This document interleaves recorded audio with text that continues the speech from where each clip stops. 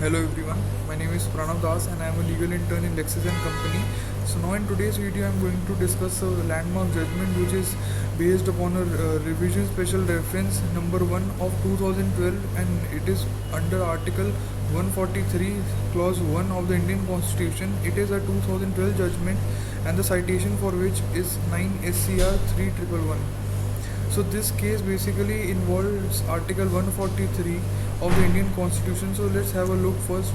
So Article 143 of the Constitution authorizes the President to seek the opinion of the Supreme Court in two categories of matter: on any question of law or fact of public importance which has arisen or which is likely to arise.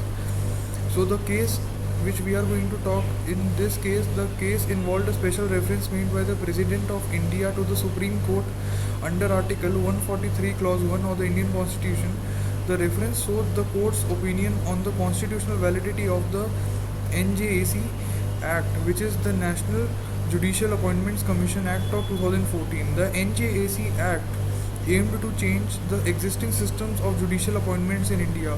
The case was heard by the prestigious Supreme Court of India, in which the court examined the constitutional validity of the NJAC Act. In this case, the court deliberated on the independence of the judiciary, the separation of powers, and the principles of judicial primacy in appointments. The court held that NJAC Act was completely unconstitutional as it comprised the independence of the judiciary and the primacy of the Chief Justice of India in judicial appointments. The court reaffirmed the importance of any independent and impartial judiciary, such as fundamental features of the Constitution. The judgment emphasized the need to protect the judiciary from external influence and ensure its integrity. In this case, the court declared that the NJAC Act was full, null and void, and upheld the collegium system of judicial appointments. The case had significant implications for the process of judicial appointments and the balance of power between the judiciary as well as the executive.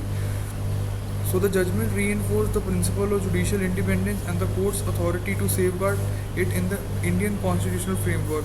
Thank you so much. I'm just going to wind up this video now, and if you have any doubt, just bring in the comment section. I will get